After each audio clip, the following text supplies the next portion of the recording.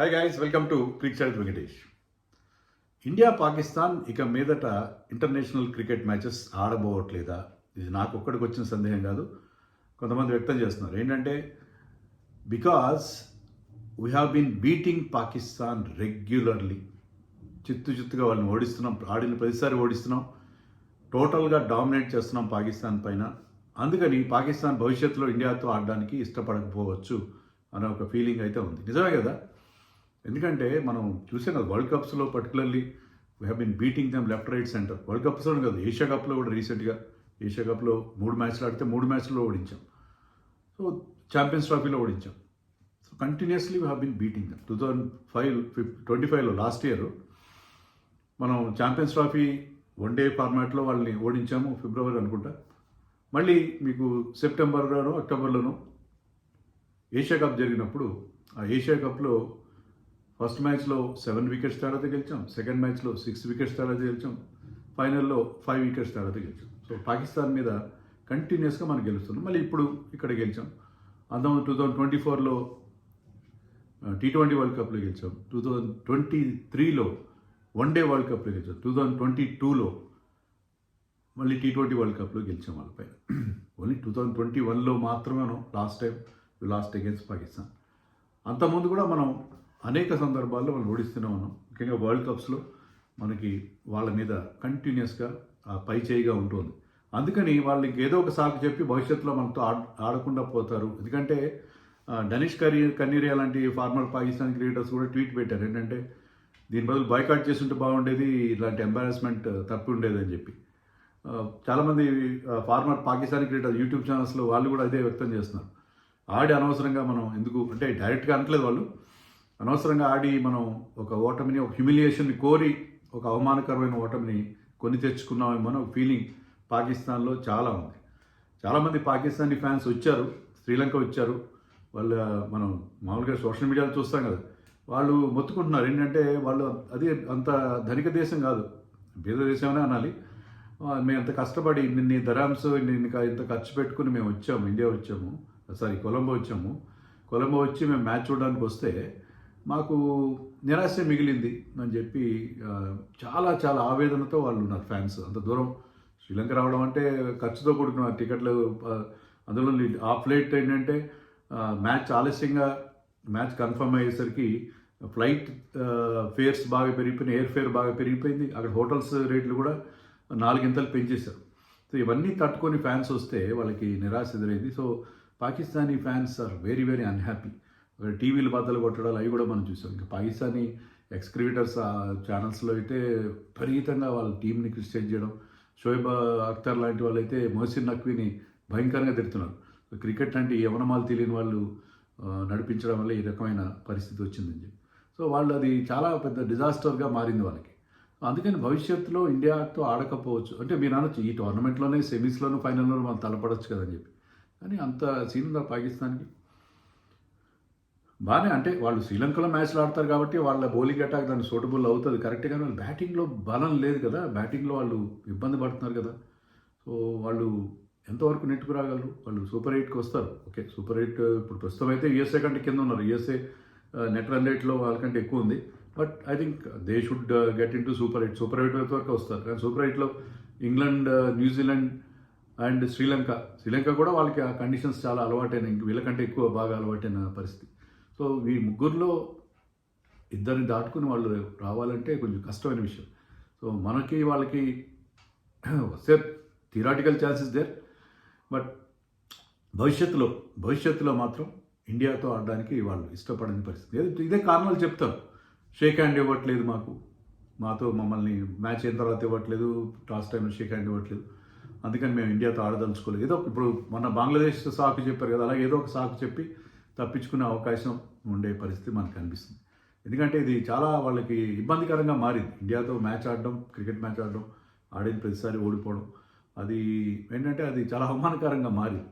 And there is no rivalry at all. చాలామంది అనడం ఏంటంటే రైవల్రీ ఎక్కడుంది అసలు? ఇండియా ఏమో ఇటీవల కాలంలో విపరీతంగా మన టాలెంట్స్ మనం ఇంకా ఇంప్రూవ్ చేసుకుంటూ వస్తున్నాం. మన స్కిల్ లెవెల్స్ బాగా పెరిగినాయి. అండ్ కొత్త మంచి ప్లేయర్స్, వైభవ్ సూర్యవంశులు, ఆయుష్ మహత్రేలు, ప్రియాన్ షార్యాలు, వీళ్ళందరూ మనకి కొత్తగా ఎమర్జ్ అవుతూ ఉన్నారు. పాకిస్తాన్కి అలా టాలెంట్ రావట్లేదు. ఇప్పుడు వాళ్ళ మాజీ క్రికెటర్లు ఏమంటున్నారంటే, ఓకే బాబర్ని డ్రాప్ చేయండి, లేకపోతే షాదాబ్ని డ్రాప్ చేయండి, షహీన్ అఫ్రీదిని డ్రాప్ చేయండి. డ్రాప్ చేస్తే అక్కడ వాళ్ళకి ఆల్టర్నేటివ్ ఏముంది? ఎవరైనా బ్రహ్మాండమైన ప్లేయర్స్ ఉన్నారా? హసన్ నవాజ్ అని ఒక జనరేషనల్ టాలెంట్ని తీసుకొచ్చారు, అతను కూడా తుస్సుమనిపోయాడు. సో వాళ్ళకి టాలెంట్ రావట్లేదు, వాళ్ళకి టాలెంట్ ఎమర్జ్ కావట్లేదు. ఇప్పుడు సయీమ్ అయూబ్, ఈ ఫరాన్ అనేవాళ్ళు కొంతవరకు బెటర్, కానీ జనరలీ స్పీకింగ్ వాళ్ళకి కొత్త టాలెంట్ ఎమర్జ్ కావడమే లేదు. అది వాళ్ళకున్న ప్రాబ్లం. మళ్ళీ అదే షాదాబ్ని వెనక్కి పిలుచుకొని మళ్ళీ ఆ మహమ్మద్ నవాజ్ వాళ్ళ చేత ఆడించుకున్నారు. బౌలింగ్లో కానీ బ్యాటింగ్లో కానీ వాళ్ళకి కొత్త టాలెంట్ రావట్లేదు. సేమ్ అదే పాత ప్లేయర్స్ మీద డిపెండ్ అవ్వాల్సిన పరిస్థితి ఉంది. సో వాళ్ళ క్రికెట్ బాగా డిజనరేట్ అవుతుంది. వాళ్ళ పాకిస్తాన్ సూపర్ లీగ్ జరుగుతున్నా సరే అలాంటి పరిస్థితుల్లో వాళ్ళు ఇండియాకి వాళ్ళకి రైవలరీ అనేది అస్సలు లేకుండా పోయింది. యాక్చువల్గా వాళ్ళకి నిన్నటి మ్యాచ్లో గెలవడానికి ఒక అద్భుతమైన ఛాన్స్ ఉంది. యాక్చువల్లీ వాళ్ళు స్పిన్నర్స్ కూడా బాగా బౌలింగ్ చేశారు, నో డౌట్. కొత్త ఉస్మాన్ తారిక్ కూడా మంచి బౌలింగ్ చేశాడు, టైట్ బౌలింగ్ చేశాడు అతను. కానీ అతన్ని లేట్గా తీసుకొచ్చారని కూడా వాళ్ళు క్రిటిసైజ్ చేస్తారు. ఇన్ జనరల్ ఏంటంటే వాళ్ళకి మంచి అవకాశం, బట్ ఇషాన్ కిషన్ నాక్ వాళ్ళ కోచ్ కూడా మైక్ హసన్ కూడా నేను ప్రెస్ మీట్లో అదే చెప్పాడు. ఎందుకు ఓడిపోయారు మీరంటే ఇషాన్ కిషన్స్ నాక్ మేడ్ ఆల్ ద డిఫరెన్స్. ఎందుకంటే అతను ఆడిన ఇన్నింగ్స్ నిజంగా అలాంటి పిచ్ మీద 200 స్ట్రైక్ రేట్తో, ఆల్మోస్ట్ 200 స్ట్రైక్ రేట్తో ఆడడం అంటే మామూలు విషయం కాదు. దానికి చాలామంది చెప్తుంది అంటే, రవిశాస్త్రి లాంటి వాళ్ళు చెప్తుంది ఏంటంటే, డొమెస్టిక్ క్రికెట్ అతనికి ఏంటంటే అతన్ని ఇంటర్నేషనల్ క్రికెట్ దూరంగా పెట్టారు 2 ఏళ్ళుగా. డొమెస్టిక్లో అతను రెగ్యులర్గా అన్ని ఫార్మాట్స్లో ఆడుతూ వచ్చాడు, రన్స్ కూడా చేస్తూ వచ్చాడు. అక్కడ స్పిన్నర్స్ని ఆడాడు. సో స్పిన్నర్స్ని అక్కడ రెగ్యులర్గా ఫేస్ చేయడం వల్ల అతను పాకిస్తాన్ స్పిన్నర్స్ని బాగా ఎదుర్కోగలిగాడు, వాళ్ళని కౌంటర్ అటాక్ చేయగలిగాడు. సో అది అతనుకున్న పెద్ద అడ్వాంటేజ్గా మనకి. ఆ కాన్ఫిడెన్స్ కూడా అతను ఇప్పుడున్న మంచి ఫామ్లో ఉన్నాడు కాబట్టి ఆ కాన్ఫిడెన్స్ అతను బాగా పనిచేసింది. నిజంగా లక్ కదా అతనికి, ఎంత లక్. ఒక నెలన్నర క్రితం వరకు అసలు we never even thinking about Ishan Kishan గురించి మనం ఆలోచించే పరిస్థితి కూడా లేదు. తిలక్ వర్మకి ఇంజరీ అవ్వడంతో వచ్చాడు. నేను అప్పట్లో ఒక ఆవేదనతో మన టీం వరల్డ్ కప్కి సెలెక్ట్ చేస్తున్నప్పుడు ఆ రోజు మార్నింగే చాలా ఆవేదనతో ఒక వీడియో చేశాను. 3 ప్లేయర్స్ ఉండట్లేదు టీంలో. అంటే అప్పుడు శుభ్మన్ గిల్ ఉంటున్నాడు కదా మనం అనుకున్నాం. రింకు సింగ్ ఉండట్లేదు, ఇషాన్ కిషన్ ఉండట్లేదు, అండ్ యశస్వి జైస్వాల్. 3 టీంలో ఉండాల్సిన ప్లేయర్స్ 3 ఉండకపోవచ్చు. సో ఎంత అన్యాయం. వాళ్ళు ఉండాల్సిన వాళ్ళు. ఇషాన్ కిషన్ సూపర్ ఫామ్లో ఉన్నాడు, రెడ్ హాట్ ఫామ్లో ఉన్నాడు డొమెస్టిక్లో. And Rinku Singh is always very good, and Yashasvi Jaiswal is a wonderful talent. So వీళ్ళు లేకుండా టీం ఉంటుంది అని చెప్పి నేను అప్పుడు వీడియో చేసిన. లక్కీగా ఏంటంటే Ishan and Rinku Singh got in to the team. అంతవరకు వాళ్ళు they were not in the radar of selectors. So అలా టీంలోకి రావడం ఇషాన్ కిషన్. తిలక్ వర్మకి గాయం అవడంతో, తిలక్ వర్మకు ఫ్రీక్ ఇంజరీ అవడంతో అతను టీంలో వచ్చి నెంబర్ 3లో బ్యాటింగ్ చేసి బ్రహ్మాండంగా షైన్ కావడం. సంజు శాంసన్ ఫెయిల్ అవడం, ఇవన్నీ కూడా కలిసి వచ్చి ఇషాన్ కిషన్ టీంలోకి వచ్చాడు. అది అతనికి లక్కు, ఇండియాకి కూడా అది కలిసి వచ్చిన విషయం. అతనికి కలిసి వచ్చింది, ఇండియాకి కలిసి వచ్చింది. అది అతను ఇప్పుడు అద్భుతమైన 2 ఇన్నింగ్స్ ఆడి మన టీంలో మనకి ఆ పవర్ ప్లేలో కావాల్సిన ఇంపటస్, ఆ బ్రహ్మాండమైన స్టార్ట్ అతను అందించడం మనం చూస్తున్నాం. అతను ఏం చెప్పాడంటే, నేను ఈ ప్లేడ్ ద ఫీల్డ్కి తగినట్టుగా ఆడాడు. అక్కడ పెద్ద గ్రౌండ్ కాబట్టి అక్కడ గ్యాప్స్ కూడా పెద్దగా ఉన్నాయి. గ్యాప్స్ చూసి కొట్టాడు. సో అతను చాలా ఇంటెలిజెంట్గా కూడా తన ఇన్నింగ్స్ని అతను కన్స్ట్రక్ట్ చేసుకున్నాడు. సో 88 దగ్గర అతను అవుట్ అయ్యాడు 9th ఓవర్లో. 88 దగ్గర అవుట్ అయ్యాడు. 88 దగ్గర అతను అవుట్ అయ్యేసరికి మన స్కోర్లో 77 రన్స్ అతనే చేశాడు. అంటే 11 రన్స్ మాత్రమే తిలక్ వర్మ చేశాడు, అభిషేక్ డక్అవుట్ అయ్యాడు.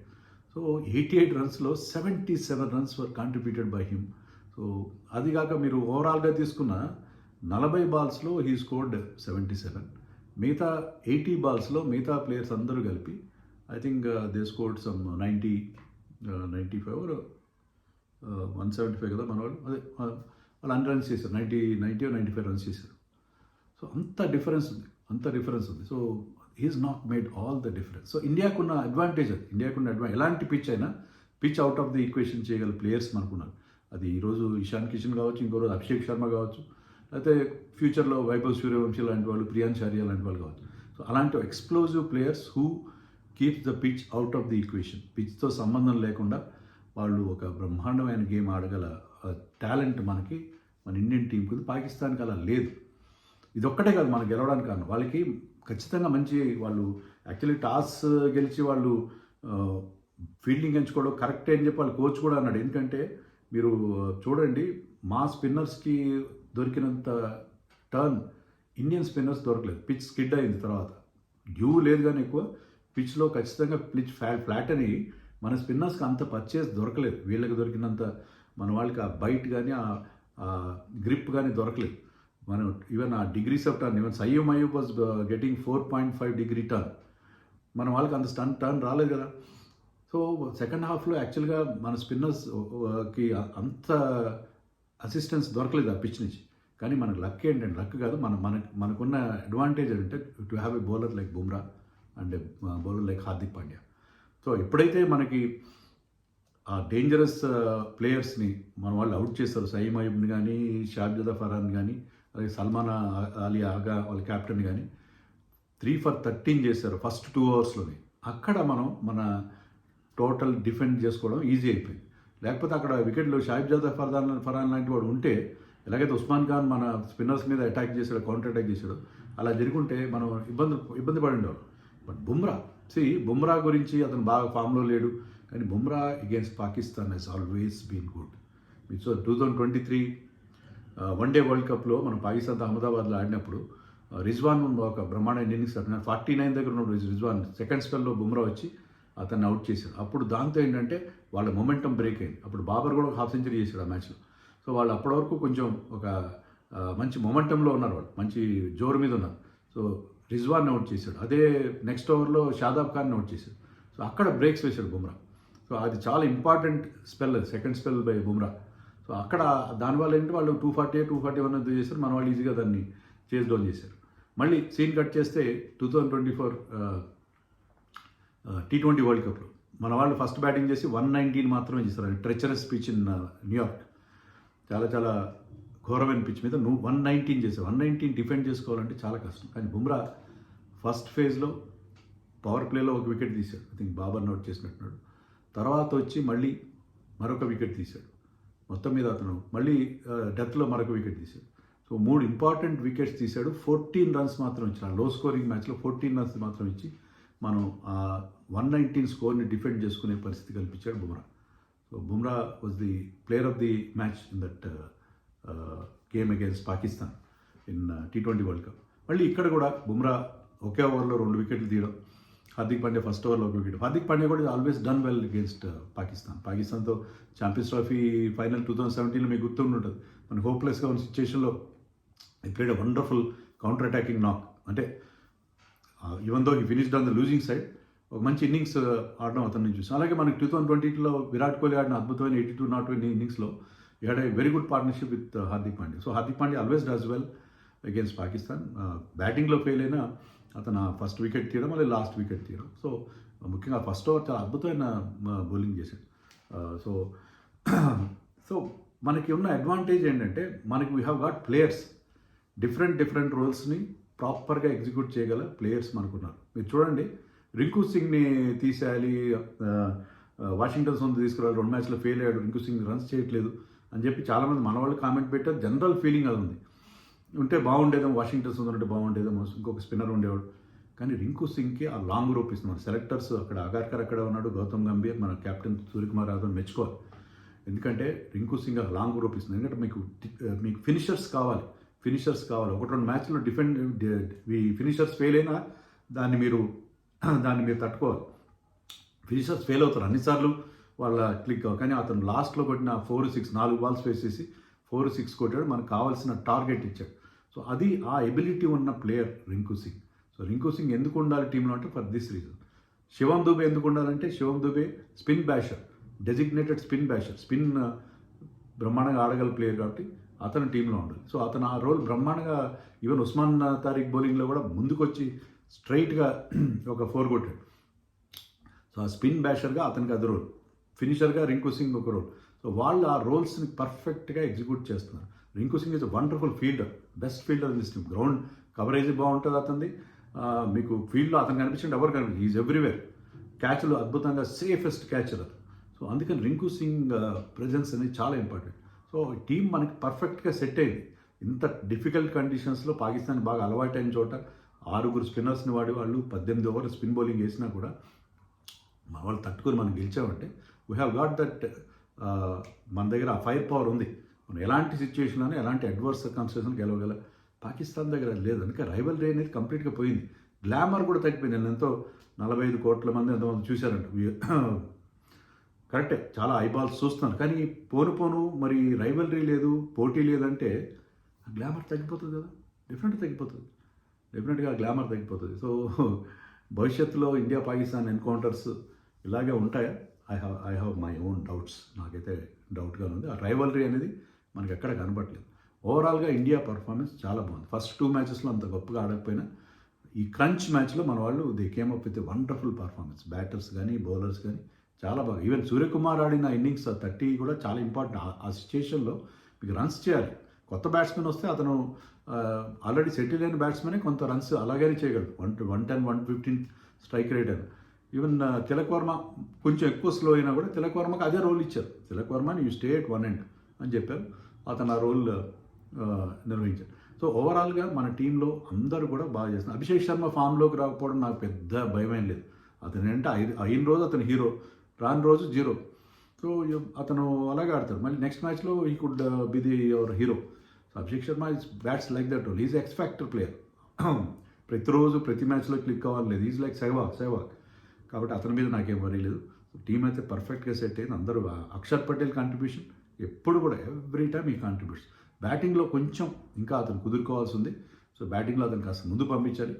అతను మరీ వెనక్కి నెట్టేశారు. అలా కాకుండా కొంచెం ముందు పంపిస్తే he will prove his value in the batting also. So this team is looking really good. And particularly India Pakistan వాళ్ళ కన్వర్జేషన్ చూడాలి. మన బ్రాడ్మెన్ ఏం చేశాడు పాకిస్తాన్ వాళ్ళు, మన కింగ్ ఏం చేశాడు బాబర్ గురించి.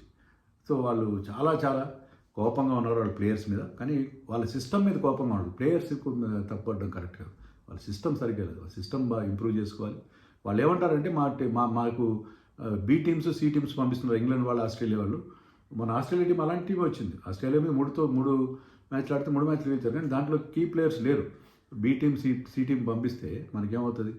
India B team C team కూడా మనం ఓడించగలదని కూడా వాళ్ళు మాట్లాడుతున్నారు. సో వాళ్ళు చాలా చాలా చాలా ఇబ్బందుల్లో, డార్కెస్ట్ అవర్ అని చెప్పి ఇంకెవరో అన్నారు వాళ్ళ ప్లేయర్ ఒకరు. సో వాళ్ళు చాలా ఇబ్బందుల్లో ఉన్నారు. బట్ ఏంటంటే ఓవరాల్గా ఆ రైవల్రీ అనేది కనబడట్లేదు. మరి రైవల్రీ ఉందా నిజంగా? ఇప్పుడు కయ్యానికైనా వియ్యానికైనా సమవిద్య ఉండాలని సామెత ఉంది. వాళ్ళు సమవిద్యలుగా లేరు కదా. మరి ఇండియా పాకిస్తాన్ ఆడాల ఫ్యూచర్లో వద్దా అనేది మీరు కామెంట్స్లో చెప్పండి.